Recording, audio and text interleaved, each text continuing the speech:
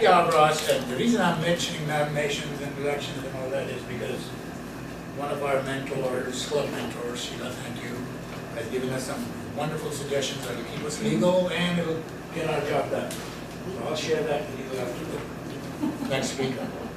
Pat Gavros is a writer, author, and a designer. She's a keen observer of human nature and loves sharing her insights with others. Tonight, her speech is on conflict,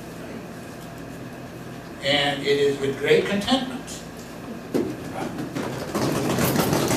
that I will invite tonight. Her speech is from the Competent Communicator Manual, speech number 6, Vocal Variety. Her speech is entitled Anger Management.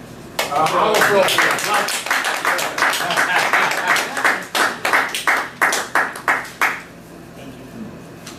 You people sell defective products. Do you hear me? You people sell defective products.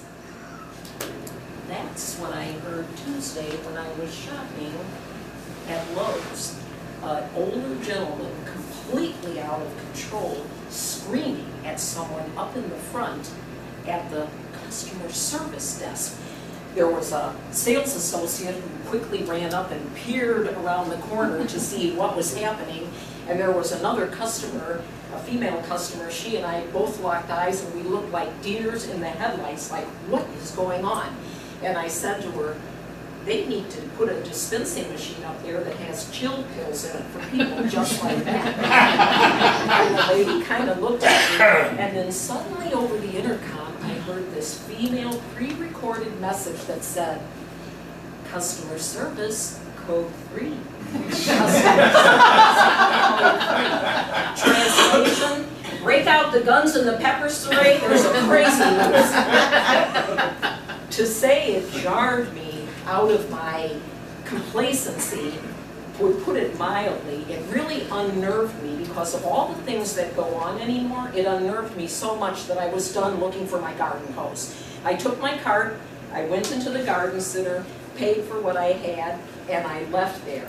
And I made my way to Walmart because we all know that everyone at Walmart is so normal. So I went to Walmart, and I went into the garden center and I looked for a hose, and they didn't have the hose, but I got a few things that I wanted, and I went to pay for it in the garden center, and I selected whichever line I thought would be the shortest line.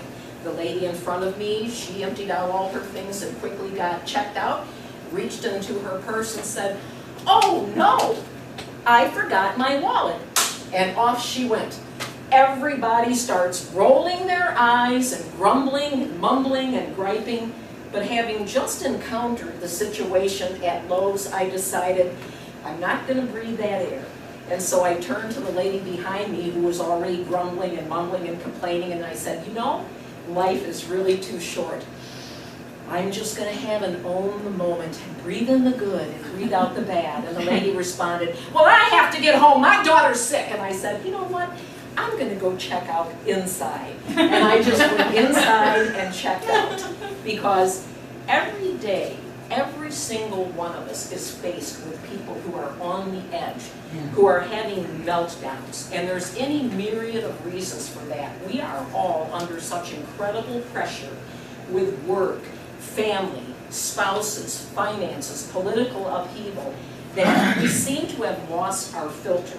We think that we can say anything, anytime, to anyone, and it's okay. And I just wonder, where is our breeding? Where is our civility that we just allow ourselves to become out of control and think that, well, that's okay, that's who I am. Well, that's not who I am, at least not in public. So tonight I have 3 various techniques that we can use when we feel ourselves losing control. The first technique is humor, and personally it's my favorite. What's it, humor? Humor. And one time when I was at the grocery store many years ago, I was checking out and there was a child screaming in the checkout lane next to me, I want that candy bar, give me that, I want that! And the parent is saying, no, Johnny, you can't have it. No, I want it. So the lady finished checking out and she left, and I think she was on a heavy dosage of Prozac because she was totally unaffected by this child's behavior. And as soon as she left the store, I couldn't hold it in anymore, and I said to the guy, so everyone could hear, you know, I think you should have a big wall of Velcro over there, and when people with children come in, they should have to stick their child on that wall of Velcro. And when they leave, if they came with two, they take two. Doesn't matter what two, just take two.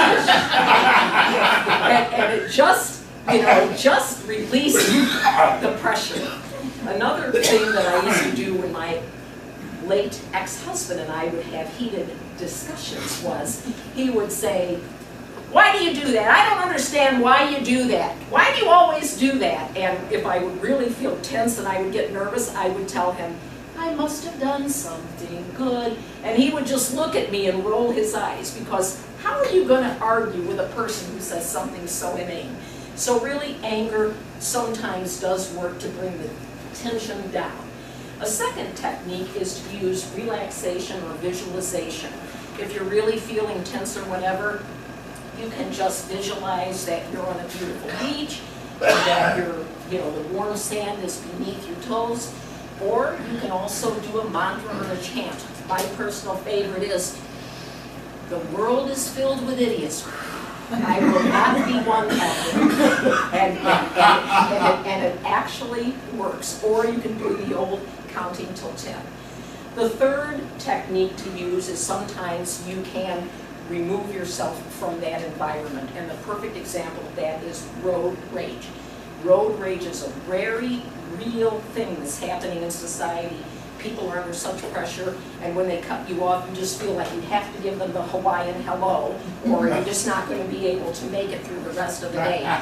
So with road rage, one of the things you can do is, if you find yourself every single morning getting to work, all tense, all upset, all stressed out and angry, there are several things you can do. You can leave earlier and avoid that particular traffic pattern. You can take a different alternate route that might be a little longer but less stressful. And so you get to work and you're together and you're not going to work angry. So those are some of the techniques we can use, because anger creates a poor lifestyle. It doesn't make things better for us. The bad news is we cannot control what's happening around us. The good news is we can control how we handle different things. And so the next time we feel that anger rising, feel the humor, laugh and the world laughs with you. Do your relaxation techniques. Breathe the good air in, breathe the bad air out, or remove yourself from that particular environment. I'd like to leave you with one thought, and that is, anger is one letter away from danger.